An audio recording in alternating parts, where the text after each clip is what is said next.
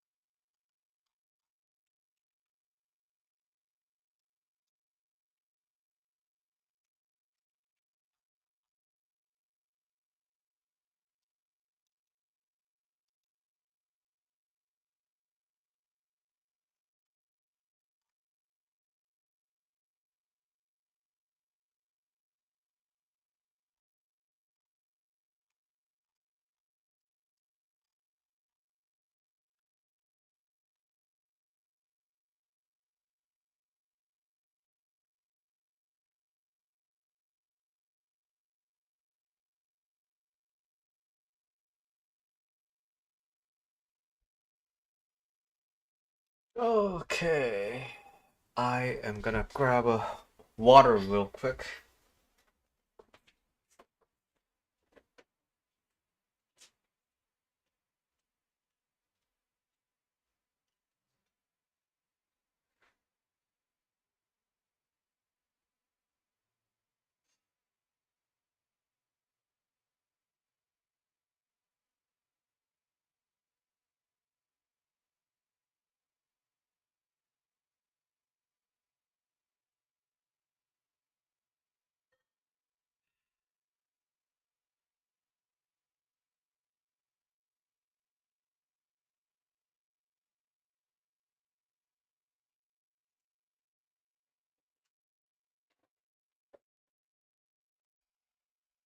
All right, we're gonna get started in just a few minutes, but before that, I just wanted to chat a little bit, so I'm here a little bit early.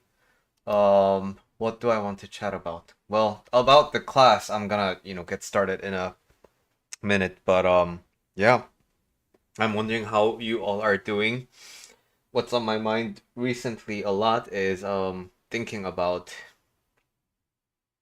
yeah, karma.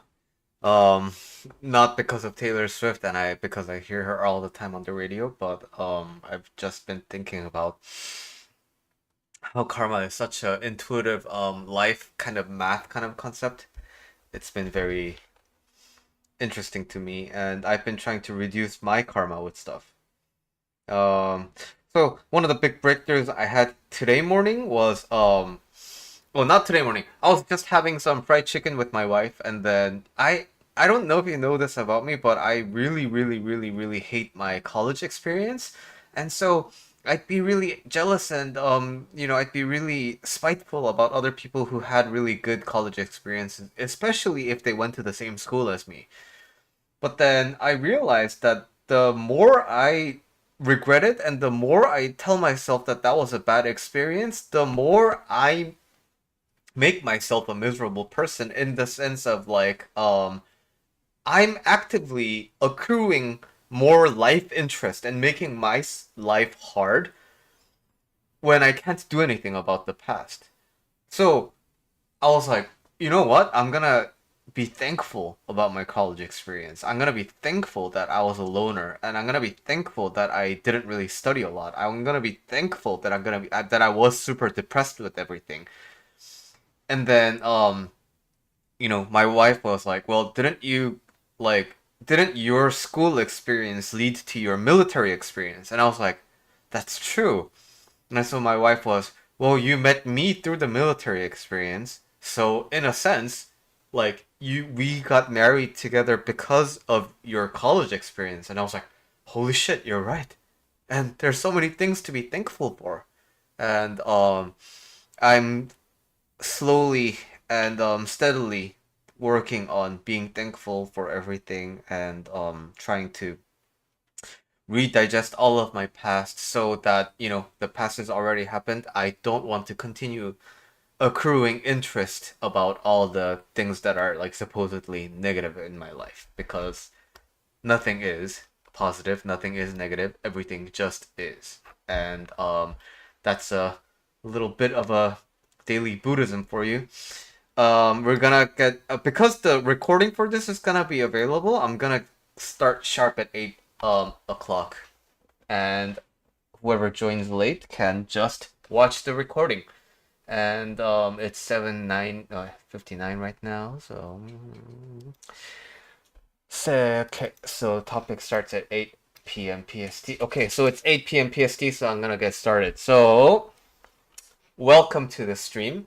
Today's topic is how to be famous online and fuck it up. YouTube doesn't like it when I swear, so I'm gonna try to be a little more PG. Um, and that's the whole big topic. But right now I'm gonna start the start discussing this by um anything is possible. Okay, so let's talk about why this class came through. And this is the first class I'm doing without any decks. And let's hope this, let me know how you like this, if you prefer decks or not. But this class is for for the people who are interested in purchasing my Reddit class but are not coaches. And what I mean is, I um, got my start of my career using Reddit. So I used a lot of Reddit to just like I did before I started the stream. I used Reddit to coach people right there and then, without them needing to paying me anything, without them needing to talk to me first. I just solved people's problems on Reddit, and then I became fully booked just by Reddit. And now this is a success pattern that I wanted to share with the other life coaches in the market. And so I have a 9.99 class for my how I approach Reddit. And now people who follow me on Instagram or anywhere else saw the class and started asking, okay, but what about if I'm not a coach? I'm not a life coach, but I have like other expertise. And so how do I like does your class, my Reddit class, does it work for me as well? And at first I thought probably not, because coaching is a way of giving value in advance, and you can do it with text, but I'm not sure if you can do that with other things. And then I thought about it a little more, and I realized that that's pretty much a limiting mindset, right? Like people thought that you couldn't be coached with text, but I did it, right? And so I was like, yeah, so I'll talk about that.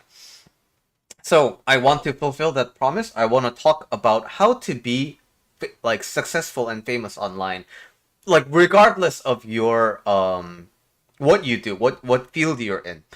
And the formula is actually surprisingly very simple, and it has to do with your overall visibility. And The visibility factor is a little bit different from my three problem method in money making.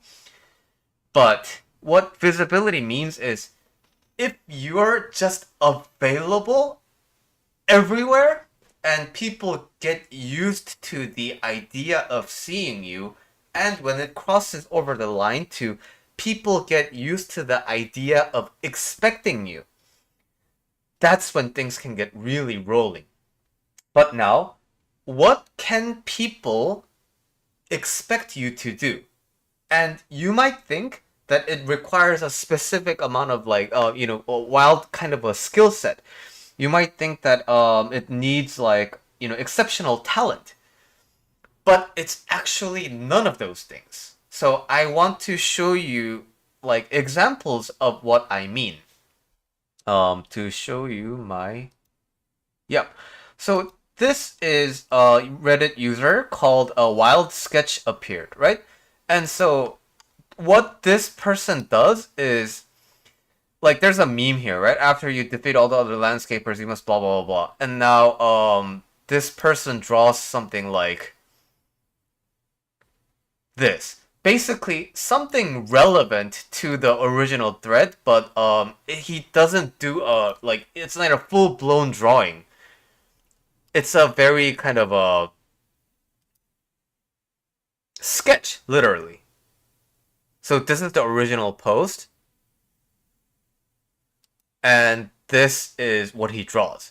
And so he goes to the popular subreddits on Reddit and just does these out of the blue. And at when you go to popular subreddits and the popular posts and you get used to the idea of seeing this person and the random sketch, it's like first of all it's funny, and second of all it's like everywhere, right? So people get used to the idea of looking at you, and then you start gaining traction and people start expecting you, and then they start mentioning you even when you're not there. And another example is this person is called a shitty watercolor. And again, like how do I get kittens to stop climbing the curtains, and then, draws things like this. And goes on and on and on, right? And so you might think, well, these people are good at art. But it doesn't even have to be art. There's a guy who copy pastes like the story of how in WWE the wrestling, how mankind threw, I don't know, like Undertaker in the Hell in a Cell match, and then it became a copy and paste, and he just did that every time, like on a random famous post, like popular post, and then he got recognized by the WWE just because he did that. So, like, it is possible for whatever you do. Like, if you have expertise in something, it's obviously gonna be easier for you, right? But you just gotta do it with consistency. And you have to do it, like, in things that will make you very visible. And, so there's a YouTuber called Pirate Software, and he started becoming popular on YouTube very recently. And he says, if you want to make it as a streamer, it's really simple. Number one, have a set schedule. Number two, stream 3 times a day at least. Not 3 times a week, 3 days a week.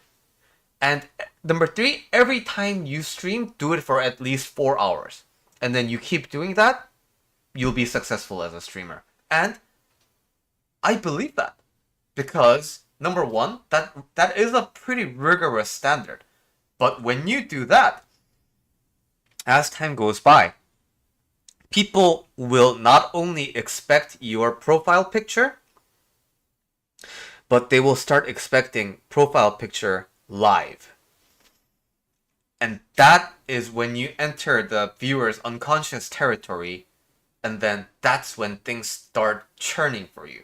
And that's when growth as your identity starts happening. And all you need to do is just continue that. So anything is possible, and in fact, it's deceptively simple to be famous online. But now, the important part is you have to really understand like why you are doing this. But before I move on to that, I have two more things.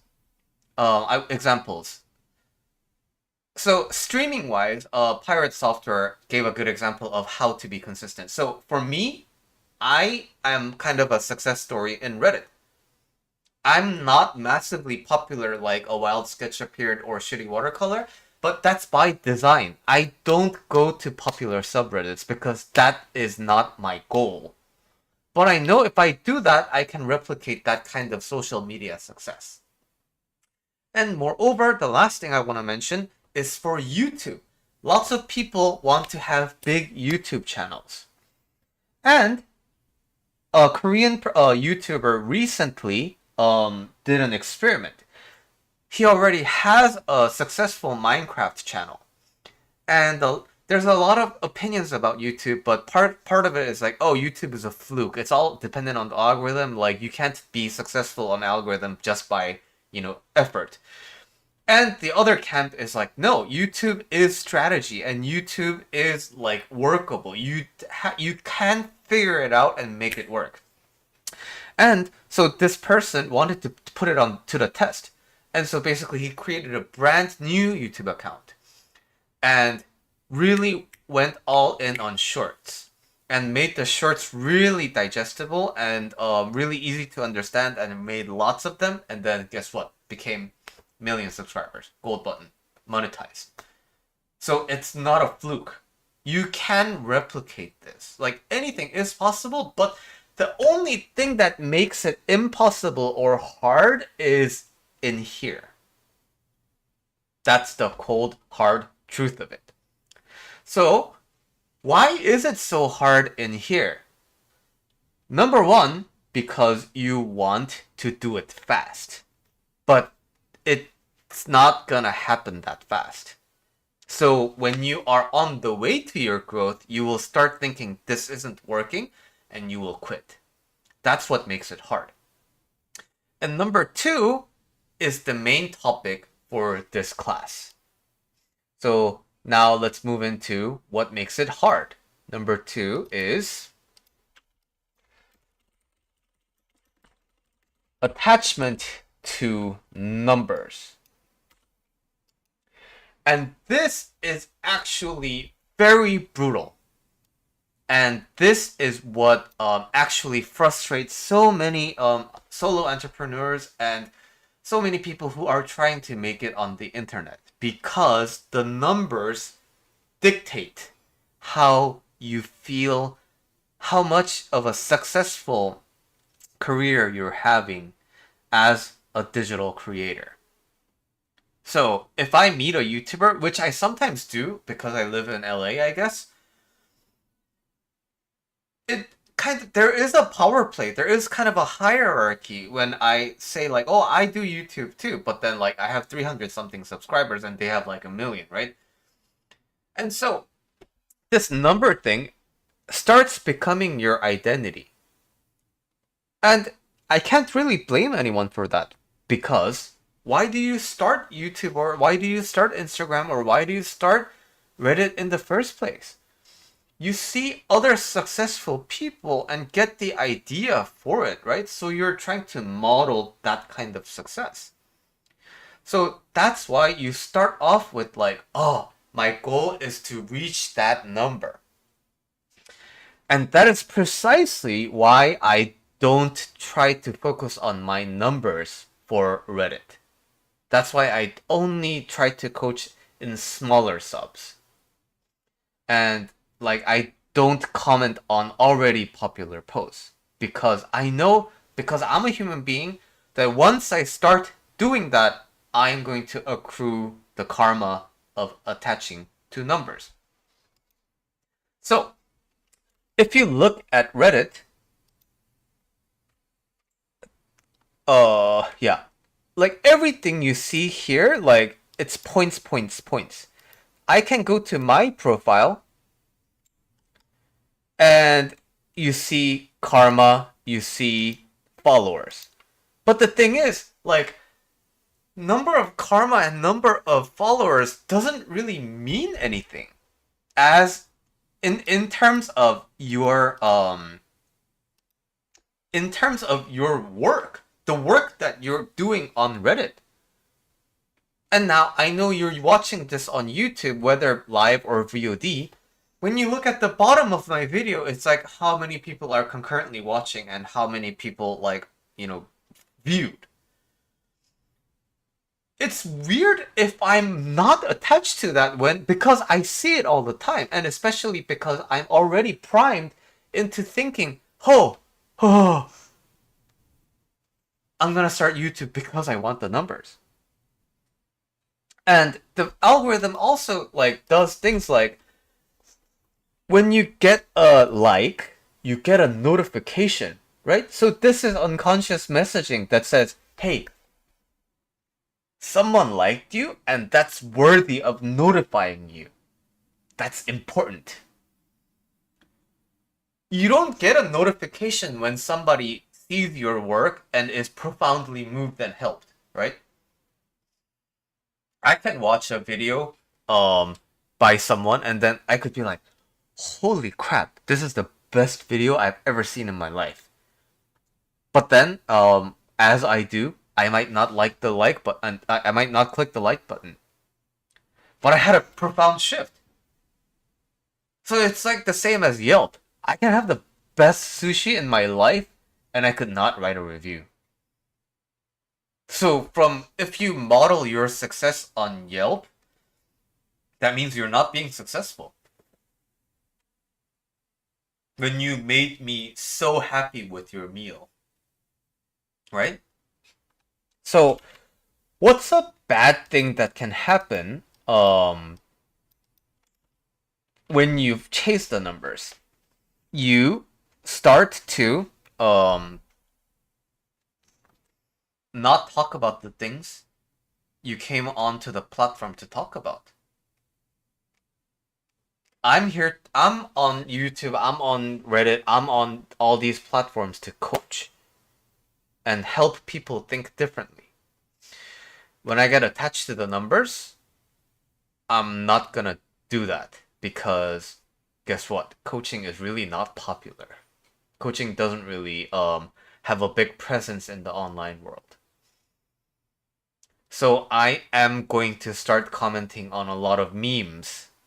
And I'm gonna start making memes myself instead of helping people understand their mind and how it works and how they can use their mind to live a life free of suffering. I'm not gonna do that. And the more I do that, the more I'm gonna actually lose my mission at my actual job. When I'm actually on the call with another person and talking to them, I'm gonna care less about the coaching experience. I'm gonna wonder, is this person gonna leave me a testimonial? Is this person gonna allow me to record? This is why I stopped doing the recorded coaching calls too. Because I found myself getting attached to it. I found myself recording and like, oh man, this person's case isn't an interesting YouTube video. And that's a dangerous slope to fall into. Because now you're not in charge of not just your social media accounts, but you're not in charge of your business. You're not in charge of your experience. You're just not in charge slowly of you. And that is the real danger of attaching to numbers.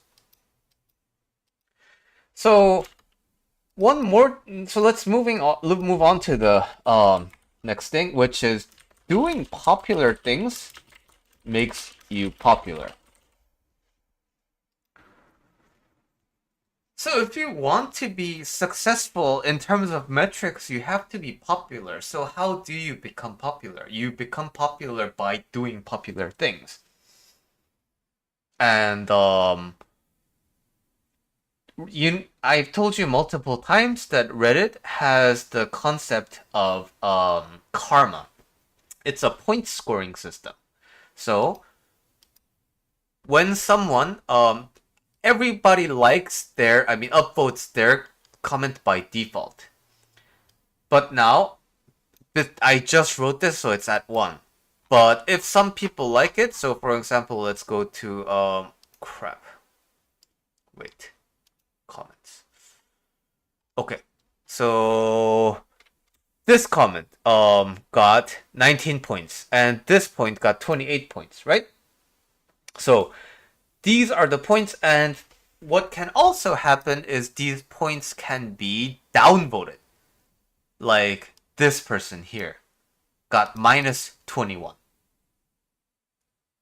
And now, what happens when you start fixating on this is you start looking for ways to manipulate the numbers. So there was a person on Reddit called Unidan. Uh,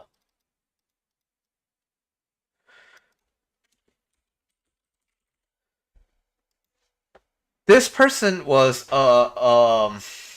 ornithologist, I think, basically a biologist specializing in birds. And so this person was kind of the started chiming in on any thread that was talking about birds and gave a lot of informative and like not usually known random facts about birds, and then people started recognizing it because he did it fairly often, and then it became really funny and again became expected. So now when other people when a thread that was completely random was talking about birds, people were like paging Unidan. And he came, and then he started talking about things, and then people laughed, and it was a really good time. He was a very beloved figure in the Reddit community. And then all of a sudden the account just disappeared. So everyone was like, "Whoa, what happened? Why is this account gone?" And turns out he's been botting, right? So he purchased a few, or he made multiple Reddit accounts, and as soon as he wrote something, he used all of the alt accounts and some bots to give his comments a big boost. And especially when he was arguing with another person, used that to downvote the other person. So while doing the things, popular things makes you popular, when you get drunk in that popularity, you become desperate to keep it. And now upvoting your own thing is one thing, and you start manipulating the system so that it works for you. Because now we're social animals, and popularity tends to equate to power. And now think of all the abuse you can potentially do if you are if you are an authority in a field that deals with people. You will subconsciously start bullying them. You will start in your discourses treating the other person like inferior or stupid because they don't agree with your notions. And that, again, is the true and real danger. And if you want to have a popular Reddit account, all you need to do is repost the popular things. So I go on and then I see that this one meme is popular, then all I need to do is just download that image and then host it again and then post it. This happens all the time, and this is called reposting. And this is what happens with Facebook too, right?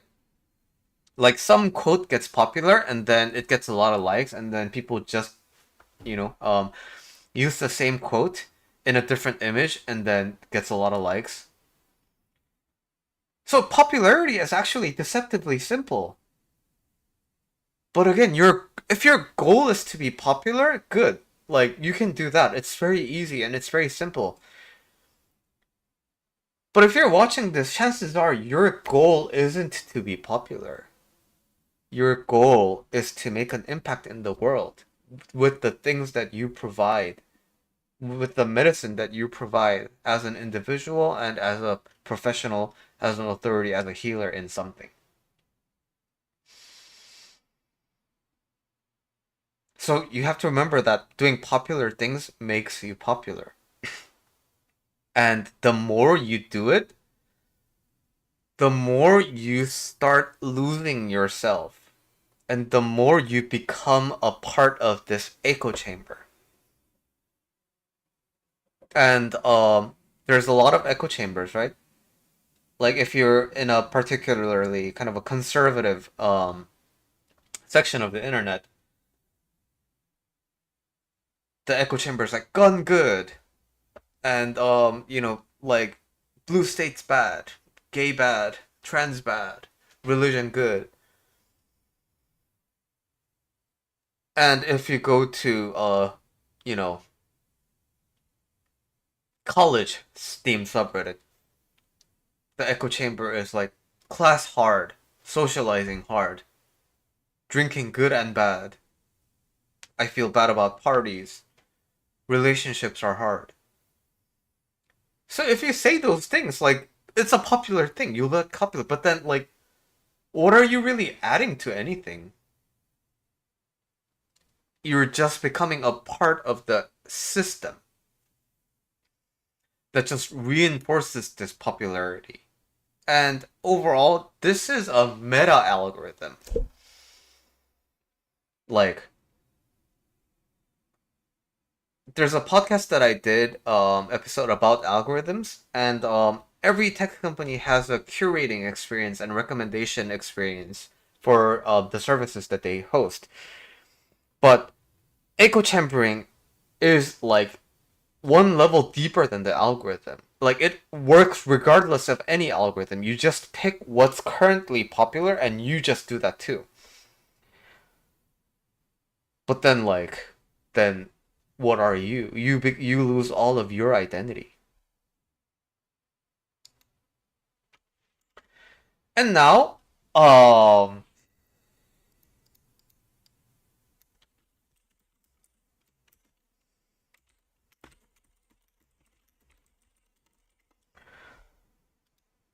so here's Unidan was an example of this, but here's how to ruin your community.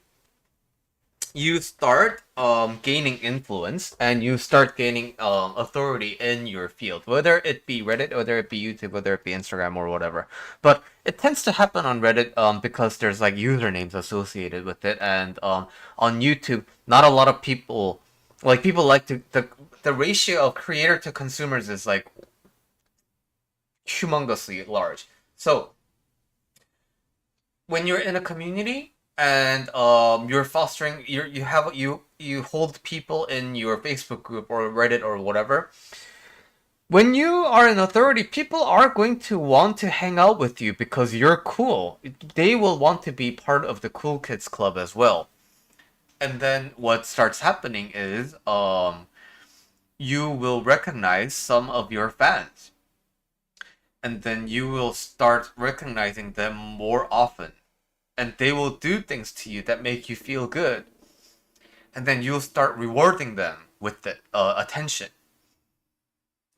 And now the more you foster that kind of a relationship, now that person starts gaining a lot of influence in the community too. And then now that person starts dictating what's right and what's wrong for the community, and you kind of let that happen because this person validates you, makes you feel good. And when other people join your group thinking, wow, this person's really like, for example, from let's say they enter my community, like, wow, like this July life coach guy, pretty cool. And then they come to my stream or they come to my community, but then all I talk about is like, yeah, so I was hanging out with user XYZ, and then we were grabbing drinks, and like here's blah blah blah blah. So we're gonna be doing some things with user XYZ. And then other users will be like, whoa, this user XYZ guy must be like pretty, influential. And then now they join the community and they're gonna start asking questions, and then XYZ is gonna chime in and be like, this is a stupid question. And then now you're like, whoa, what the fuck is wrong with this XYZ guy? But then other people who are already followers of XYZ will like jump on the bandwagon with you. And now this gatekeeps your community because you have certain prominent figures in your community. Because these prominent figures give you validation, they make you feel good. And then this gets even worse when you make them administrators of your group or community. Because now they can block people, they can prevent people from writing certain topics, and it becomes kind of a dictatorship, right? There is a website called Stack Overflow, and it's used by software engineers. Because software engineering involves a lot of googling and reusing existing code and existing patterns. Stack Overflow was a very popular website. Let me see if I can find the Stack Overflow.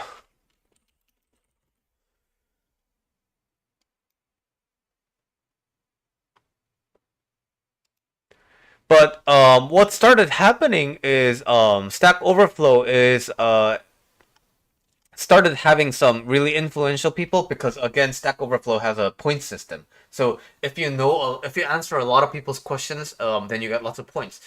And then these point people started gatekeeping the community, right? And then so people would ask like, "Hey, how do I solve this coding problem?" And then they would be like, "Duplicate question," and then just close. But the question wouldn't even be a duplicate because it's like comes in different contexts. And someone would write an informative like answer of like, oh yeah, you can solve this problem by blah blah blah, and then the person with a bigger point would come in and be like, this is the wrong answer because blah blah blah blah. And then who are you more likely to trust, the person who has 6 points or this person with like 1 million points? Again, it's just like Yelp. Are you gonna go if you're trying sushi for the first time? Are you gonna go to a restaurant with 3 stars or 5 stars? You're gonna go for the 5 stars. Or at least you're not gonna go to the place with 2 or 1 stars, right? So that kept on happening and happening and happening. And what happened was Stack Overflow just stopped being recommended by Google because it stopped becoming an active website. And now the usage graph for the website goes like pretty high, pretty high, pretty high, just dies. And now, like, it's hard to find discourse on Stack Overflow. So Stack Overflow also has like a general topic kind of a thing called Stack Exchange. And when you go to any Stack Exchange, I can guarantee you there's a prominent figure there influencing the discussions that are happening for that niche. So if you care about numbers and you model your success after numbers and you seek validation from the people who follow you and who from the people who give you love, and you can't validate yourself all based on the things that you do out of your passion, you will either stop halfway because doing things on the internet is hard because it allows you to it requires you to be visible all the time, or you're going to fall into the trap. And that's not because it's your fault. You're not doing anything wrong. It's just basic human psychology and how tech companies are priming your mind. Because guess what? It's what keeps you coming back to these platforms in the first place. If you didn't have any measure of like interactions or like fun or like something measurable, like it wouldn't be that fun. So that fun from the consumer's perspective becomes a very dangerous weapon to wield as a creator. And I'm kind of done with the topic, so except for the outro. So I have only one thing left to say. And this is kind of a anecdote of mine. How do I put this? Grossing people out. So I used to be on this blogging platform called Tumblr. Tumblr went down into flames, and it's pretty much a dead website now. But it's a blog platform, and it featured a lot. It basically had no moderation system, or a very loose one. So there was a lot of pornography. There was a lot of self harm. There was a lot of talking about drugs. There was a lot of things about like LGBTQ stuff, because it was such a free platform, and that's what drew a lot of people into Tumblr in the first place. They loved like the quirkiness of it, and they loved the nothing is taboo kind of a mindset of the Tumblr user base. And like all other platforms, Tumblr had a recommendation system and then a trending system.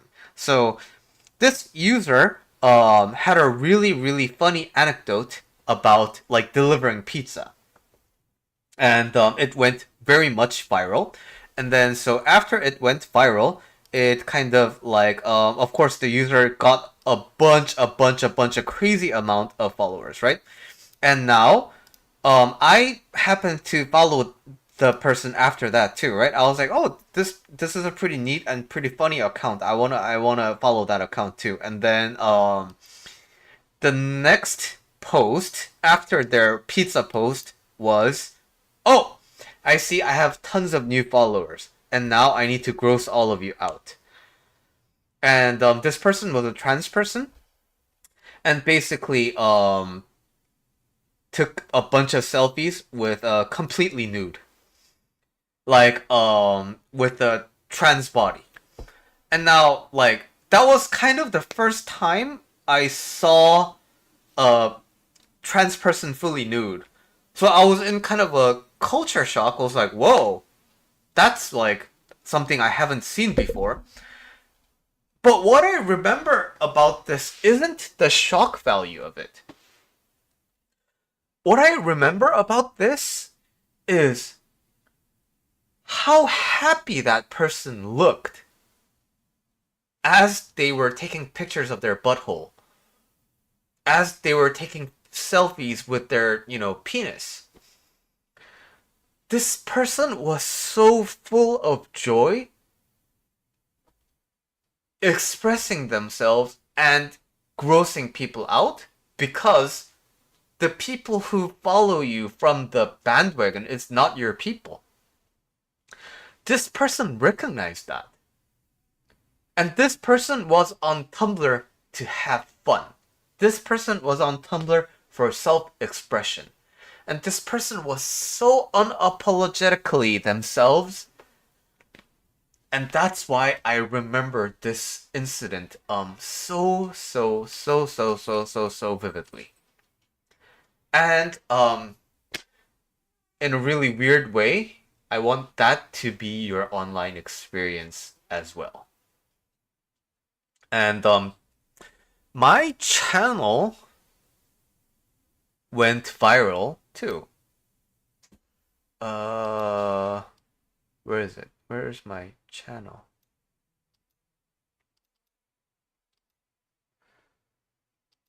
Yep. So this is my channel. Oh, it's too big. Okay. So this is my channel graph. And you can see it went viral like yesterday. So I wrote this on Instagram, but I really don't like it when I go viral. Simply because it makes me think about this stuff.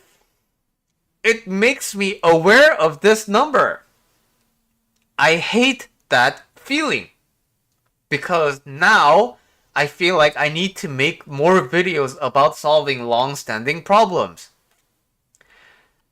And when this went high, I keep thinking I need to make more videos about how to not give in to strong urges.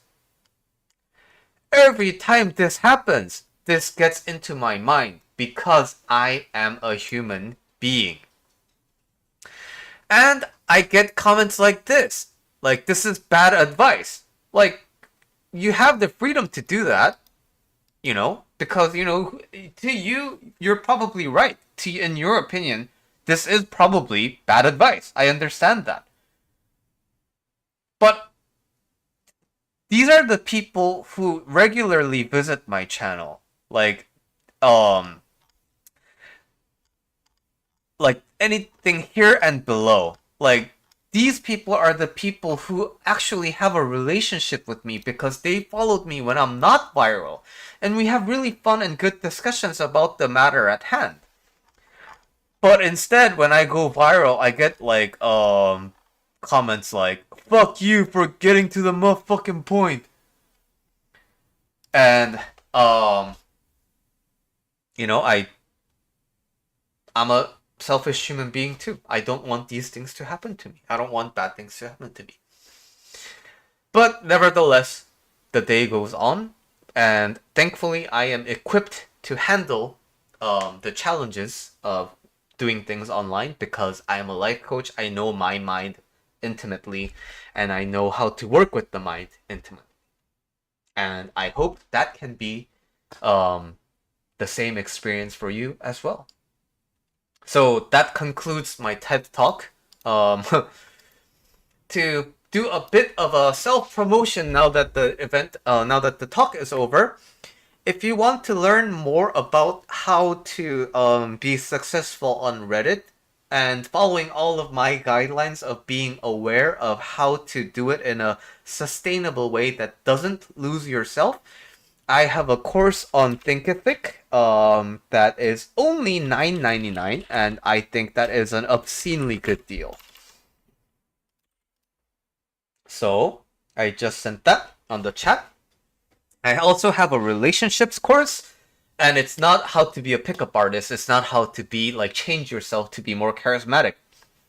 I just break down how to get into a relationship from a purely objective and realistic perspective, so that you stop thinking of relationships in a toxic way or a different way that you're supposed to, because those are just fake concepts. I am taking one-on-one clients for my coaching. If you are interested in that, you can, for more of that information, you can visit my website at julylifecoach.com or email me at billy@julylifecoach.com.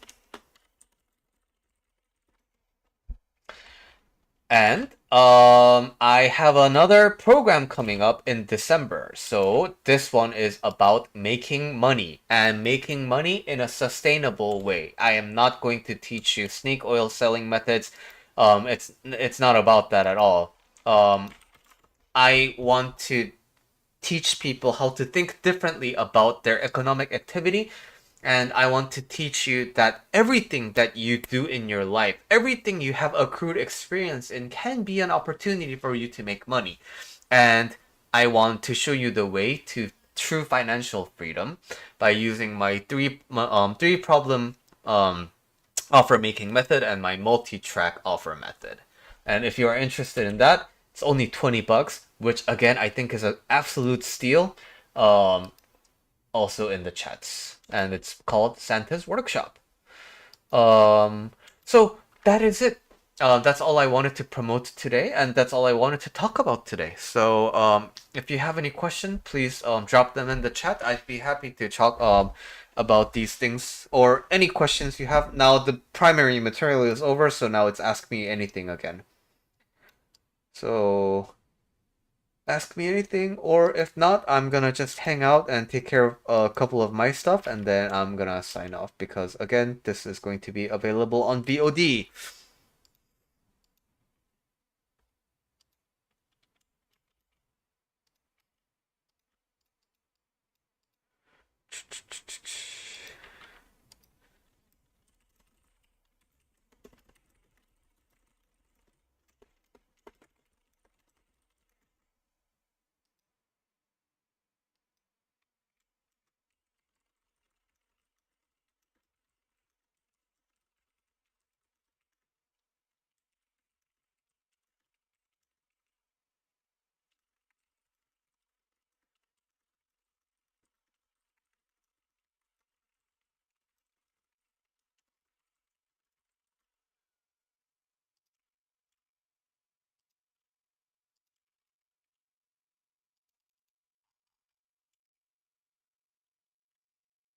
I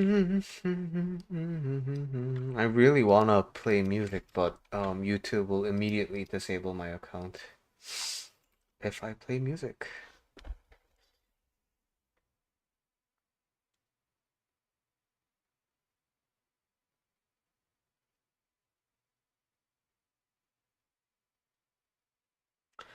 All right, Coolio, I'm done, and thanks for joining. Whether you're joining with the live stream or whether you're joining on like YouTube video, I really appreciate you viewing, and this is all for you. I mean, it is for me first and foremost, but I'm doing this for you. So I'm happy that even if it's one viewer, then that's me. I'm very happy that we're doing this. I will see you in the upcoming videos. Goodbye!